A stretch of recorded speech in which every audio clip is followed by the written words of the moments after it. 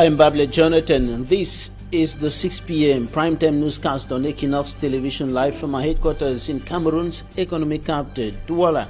In this edition of the news, we're going to talk about the national president of the Cameroon Renaissance Movement, CRM, political party, incarcerated Professor Maurice Kamto, who has urged militants and supporters as well as sympathizers of the party to remain strong and determined as government cracks down on the party with regards to its activities in line with the fight against electoral hold-up in the country, as well as the deepening Anglophone crisis and even the illegal exploitation of the country's resources. And the network of African female leaders expresses concerns over the deepening Anglophone crisis and the socio-political tensions hitting the Republic of Cameroon. Members of that network are in Cameroon on a fact-finding mission. Those were our top stories.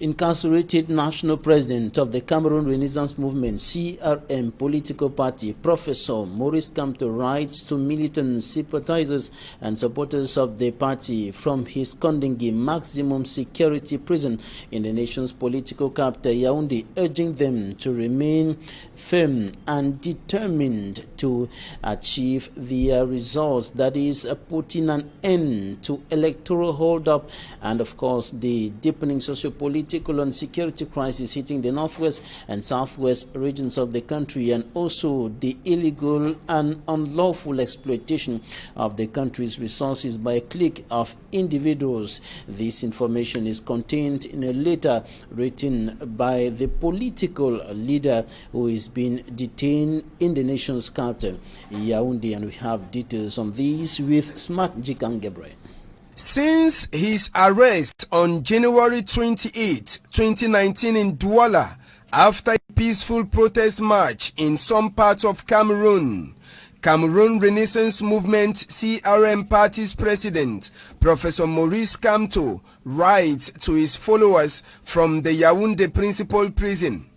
In a 3-page letter written on April 14, 2019, Professor Maurice Kamto began by expressing the desire to talk to everyone involved in this dilemma they are going through as a result of Biya's regime. According to Professor Maurice Kamto, the arbitrary arrests imposed on them by Biya's regime was because of their determination and in an attempt of exercising their rights. Professor Maurice Kamto in the letter said it was with pains that he received the news of how his militants from Bafang, Chang, Bafoussam, Yaoundé and Douala were tortured and humiliated by the security forces of the Biya's regime. Concerning the destruction at the embassies of Paris and Berlin, Professor Maurice Kamto again stated categorically that the destruction had nothing to do with the Cameroon Renaissance Movement Party. Professor Maurice Kamto stated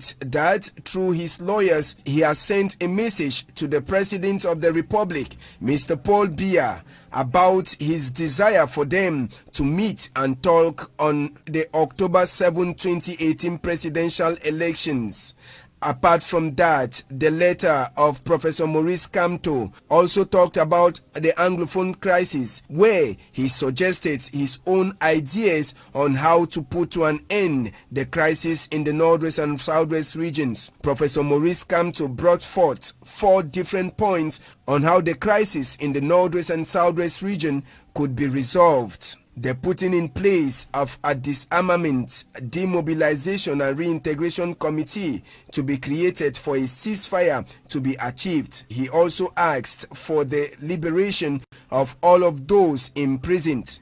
The putting in place of a Truth, Justice and Reconciliation Commission and the organization of an inclusive dialogue to put to an end the civil war in the Anglophone regions of Cameroon.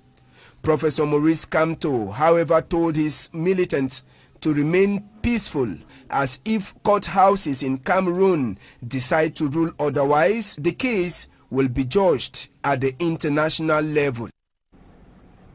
The 2011 Nobel Peace Prize winner Lema Mbowe and other members of the African Network of Female Leaders, or the Network of African Female Leaders, have expressed concerns over the socio-political and security tensions in Cameroon, notably in the northwest and southwest regions of the country. They are in Cameroon on a fact-finding mission, and they met with the national coordinator of the Cameroon chapter of the African Women Leaders Network, Celestine Kecha-Kutes, who doubles as Minister of Housing and Urban Development of Cameroon. Greater details in the upcoming extracts of Lema Mbowe, 2011 Nobel Peace Prize winner and the national coordinator of the Cameroon chapter of the African Female Leaders Network, Celestine Kecha-Kutes, who doubles as Minister of Housing and Urban Development. A lot of sit-downs since we came, and we'll continue our sit-down here in Yaoundé, talking to people. You can't walk into someone's home and say, I've brought you water. You have to ask them, what is the need here? And that is the purpose of that advocacy. We want to know, how can we help? What can we do? And what can we take out there to the world to say, this is what is obtaining in Cameroon, and this is what the women need. Our mission is threefold.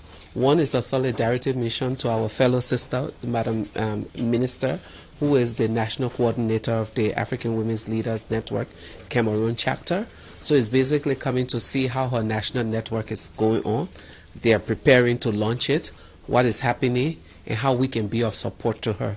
The second part is looking at the UN Security Council Resolution 1325, where Cameroon has instituted its national action plan. We want to come and see how far it is, how women are faring in this. And the last stage is a peace exploratory mission. We're all about peace. So how can we work with the women of Cameroon? We know that the government has a national humanitarian plan. How can we, and the UN also has a national humanitarian plan, go out there, do advocacy in the interest especially of the women of Cameroon? One of the mission was also, how can we do to capacitate women to be in a position to advocate for peace, to support peace in our African country. Because if there is no peace, we can't be here and have opportunities to meet our peace prize of 2011. We can't have time to meet together and to build our country. And I'm very happy to know that this network, where I'm one of the founder members, is here in my country, in our country, in Africa, to support the head of state on how to sustain peace in Cameroon. A consignment of illegal drugs imported into the Republic of Cameroon from neighboring Nigeria has been seized by security forces here in the country's economic capital, Douala, and the drugs were seized thanks to the collaboration between the Customs Department and the Cameroonian Navy. Innocent Azi has more. 151,000 packs of tramadol intercepted in Cameroon by custom officials. This large consignment of illicit drugs was fraudulently brought into Cameroon by contrabandists who have been surprised by Zone 1 custom personnel fighting against contraband products. Des personnes qui sont déterminées à faire entrer ces produits. The custom commander, Philemon Amogu Owana, coordinating Zone 1, says the contrabandists will be presented to the state prosecutor for justice to take its course. The operation, initiated by the custom personnel on April 14 in Akwa Douala, has equally permitted the seizure of 172,800 packs of Combiat, an anti-malaria drug, including 24,000 packs of amclozine capsule, an antibiotic. These illicit drugs from a neighboring country were already being distributed in some stores before reaching Douala. In its cooperation with the Cameroonian Marine, the custom also intercepted this boat on the Wuri River, transporting 7,000 liters of contraband fuel. Une patrouille de routine de la Marine nationale. Captain Hugh Syriac Kweche says the boat was intercepted around Daido. Environ de Daido. Une embarcation artisanale. Culprits escaped, abandoning their consignments, which were evacuated to the Douala naval base. The fuel, he adds, has been put at the disposal of the regional delegation of water and energy resources. Les autres éléments saisis seront confisqués comme réglementairement. Tramadol is noted as major accelerator of youth into juvenile delinquency in society. This interception is thus welcomed as good news. In the report coming up next, we're going to be talking about the problem of inadequate or no energy supply, electric energy supply in several parts of the Republic of Cameroon, from the big cities into the hinterlands or the remote areas. Inhabitants are facing this problem, which is causing enormous loss, especially to business persons. A case in point in this newscast is the locality of Bankim in the west region of the country. Inhabitants of Bankim in the Nun division, west region of Cameroon, only depend on standby generators to light their homes, business premises and perform other activities that warrant electric energy supply. Electric energy supply is epileptic and the people sometimes go for several months without electricity. Since 2 months that we don't have light here in Bankim. We are suffering. We are only charging phone with generators. We don't have enough things to charge for again. In some cases, energy supply is reinstated at night and switched off during the day, creating a counter-performance effect on their electronic appliances. Inhabitants capable of owning a standby generator go about their activities normally, though transferring the increased costs of using a standby generator to customers. Charge the phone when there's no light, like 20 food in the day, 200. With a considerable fall in the profit margin as a result of using alternative means of energy supply, the increase in the costs of goods and services rendered with the use of electricity, the people are calling on municipal and administrative officials to facilitate electric energy supply in Bankim. The problem with electricity supply in Bankim and Magba is a shattered dream to inhabitants who thought that the construction of the Mape hydroelectric dam was going to be a turning point to years of energy supply problems in their locality. Upon construction, the Mape hydroelectric dam was equipped with 3 generators to supply energy across the Nun division right up to Magba and Bankim. Today, only one is functional and unable to supply electricity to the concerned communities. Officials of the Energy Supply and Distribution Company say they find it hard to constantly operate the loon generator because of lack of fuel, which is supposed to be supplied by the government of Cameroon. Students and pupils have gone back to school for the third and last term of the current academic year, but those of Zina International School here in the economic capital of the country, Douala, have not been able to go to school since the start of the third term of the current academic year, and this is because the school has been sealed as a result of problems linked to the payment of taxes. Details in this report by Immaculate Fogwe. The Easter break across the national territory is over, and now students are expected to confront the shortest term of the 2018-2019 academic year. Classes are effective in most private and government institutions, but for these private institutions known as like Zina International, found in Benauda in Douala, their doors remain shut. The sealing of the school, sources say, is as a result of unpaid taxes. Non, j'ai eu un de mes petits frères en passant là. One of my brothers, who was walking along the street on Friday, came home and told me that the door has been sealed because the school is unable to pay their tax. I thought it was a joke. It was later today that I came with my kids that I noticed that the seal has not yet been removed. No explanation has been given by the proprietor nor the teachers. We are just confused. This other parent explains, my children are schooling here. I am a bike rider who is working day and night so that my kids can go to school and have a good future. How can I pay the school fees of my children? And later, I am being told that the school has been sealed. What will I do now? All I want is that the school should be unsealed so my children can finish their academic year. The building in which the school operates is a rented one, and the owner is equally complaining that the proprietor is owing months of unpaid rents. The solution brought up by the school authorities is that the pupils will be transferred to one of their branches in Deido, as this parent explains.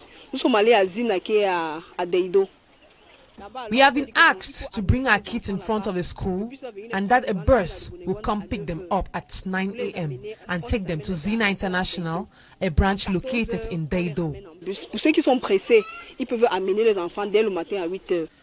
A solution which these parents see as intolerable because the building in Deido is quite small to contain all of the students. As these peoples await that the school should be unsealed, some of them are now experiencing an involuntary prolonged Easter break as they await for something to be done fast. Out of Cameroon, more than 40 families in northern Ethiopia have just been told that their relatives drowned earlier this month at sea while traveling from Djibouti to Yemen. Officials in Ethiopia's Tigray region see more than 60 youths set off on foot last month to Djibouti in search for work in Saudi Arabia, and the boat got into trouble before it had reached Yemen. Accidents between the Horn of Africa coast and Yemen are common. In February, 57 Ethiopians died when two boats capsized shortly after setting off from Djibouti. And now in France, hundreds of millions of euros have been pledged to help rebuild Notre Dame after a devastating fire partially destroyed the cathedral in the French capital city, Paris, and the fire was declared fully extinguished some 15 hours after it began. It ravaged the 850-year-old building's roof and caused its spire to collapse, but firefighters who worked through the night managed to save the Paris landmark's main stone structure, including its two towers, and the cause of the fire is yet to be made clear. And Paris public prosecutor Remy Hertz said his office was favoring the theory of an accident. He assigned 50 people to work on what he described as something that is going to be a long and complicated investigation. Coming up next, Talking Point.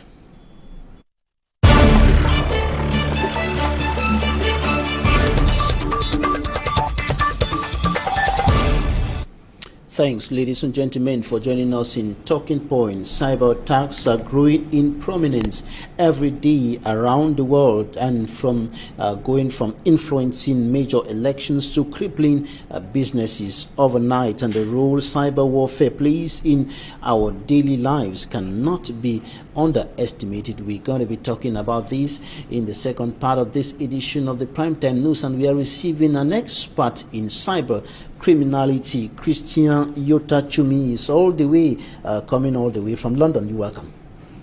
Good evening, sir. Thank you for having me. Right. We're talking about cyber criminality, which is fast growing in prominence around the world and becoming a major threat. Yes. I think this is something that came about with technology. Technology is evolving. People are learning to use the tool to the full potential. And criminals now are using the tool not to the benefit of employer, of common people, but to commit crime. And cybercrime involves any criminal activity where computers or any internet-enabled devices are used either to commit the crime or to tag as a target.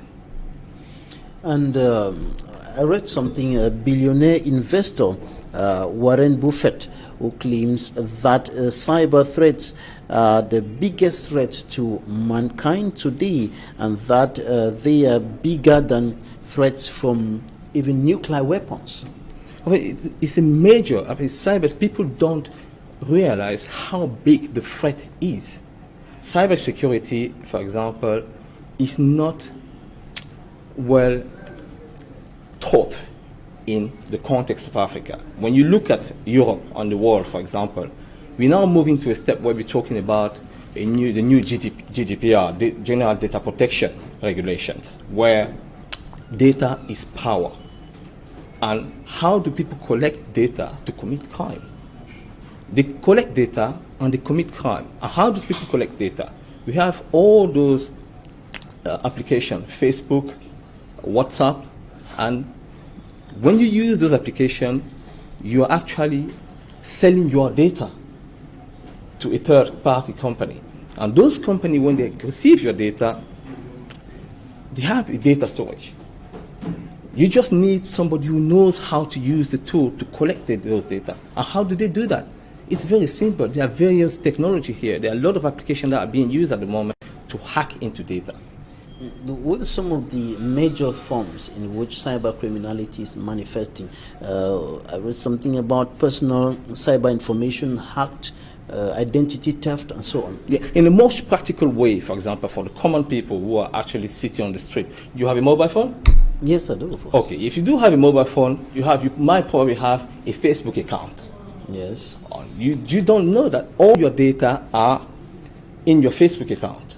And what happened, because the world has become a network of interconnected devices, all your data are linked together.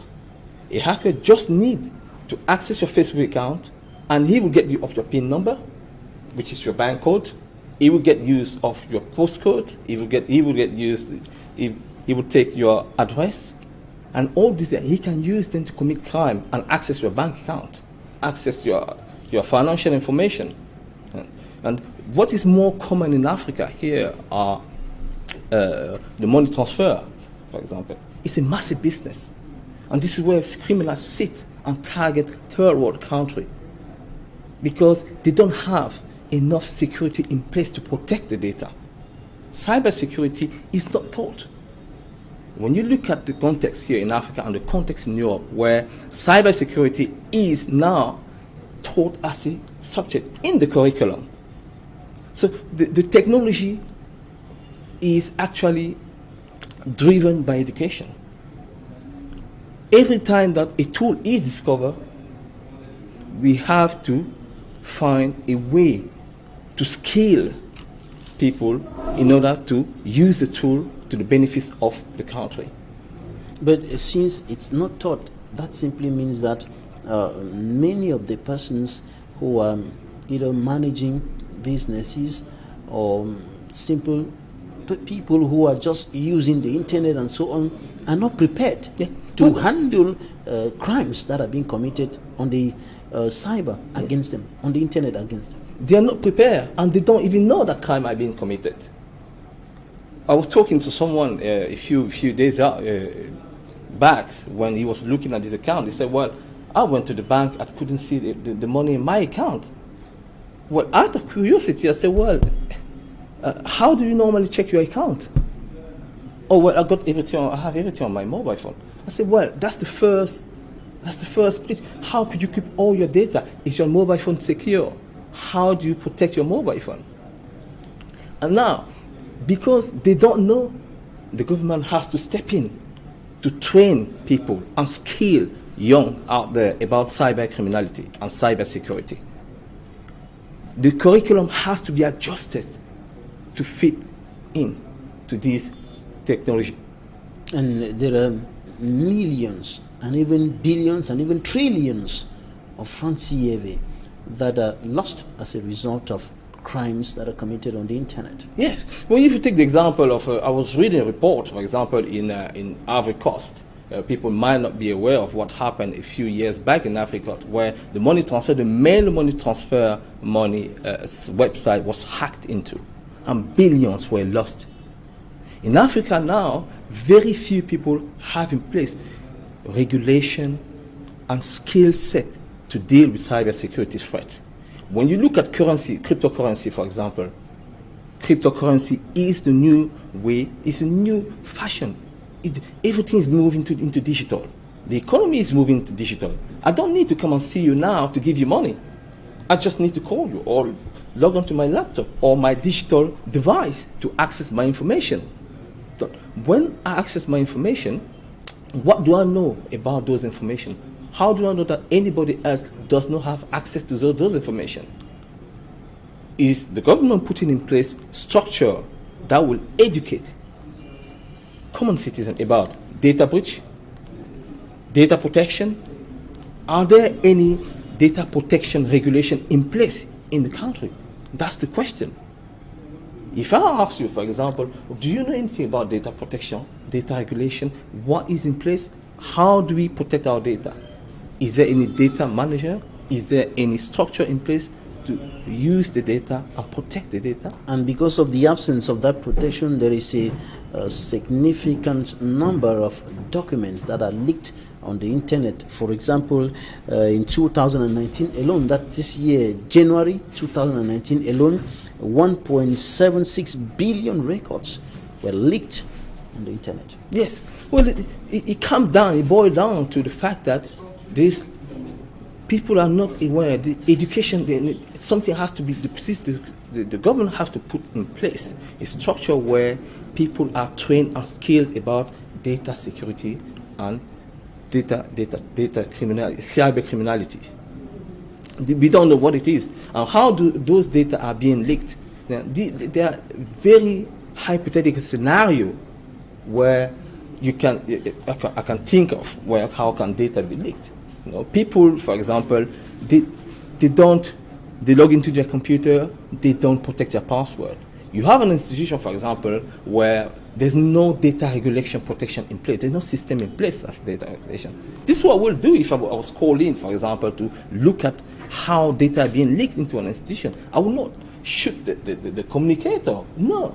I will make a critical analysis of the data. How are data being handled? Is there a system or a team in place that look at the data and filter the data? How are people accessing data inside the company? Do they use their personal email address? Do they use their personal mobile devices? Which is wrong. There is not a set of policy in place to address these issues. Now, in a personal perspective, what is the risk involved in putting all your information or information about you, your date of birth, where you stay, and all other informations about your name and everything on Facebook, for example? Well, people need to be aware that Facebook is a public arena. Your private information, once you put them out there, people or criminals are sitting in the back there ready to grab your information. Number one. Number two, Facebook should be used as a communication tool, yes, but how do you protect your data when you're using the tool? On another level, when you're looking at the way data are being handled, because it's about how data are being handled. What do they do with those data when they collect those data? Some people, they sell the data to other companies. They sell data to hackers because there are hackers out there who are sitting there and they are ready to buy those data to have access to those financial information. That would put the whole country at risk. When you look at the military, for example, data in the military are precious. Information from the presidency finds itself on the internet, on social networks. These are precious. These are very, very, very, very dangerous situation where we need to ask ourselves how are data being handled? Who is the data manager in that institution? This is what I would ask the question. That's the question I would ask if I was called in. Who is the data manager? How are information being transmitted from one end to the other end? Who holds the key to those data? Who allows people to use the data? Are data encrypted when they are transmitted? Because at the end of the day, it's not about not sharing information, but how do we share those information? The sharing should be done. Should be done in privately. Protection. It should be protected. It should be encrypted. Data should be encrypted. A server needs to be in place to protect and filter data that are going on. People should not be allowed to use their private and their personal email in institutions such as the one you've just mentioned. All right. Thanks so much, Christian Yota Chumi. You're an expert in cyber criminality. Thanks for coming to us all the way from London. Thank you very much, sir. And thanks for watching. Ladies and gentlemen, for staying with us. That's it for today.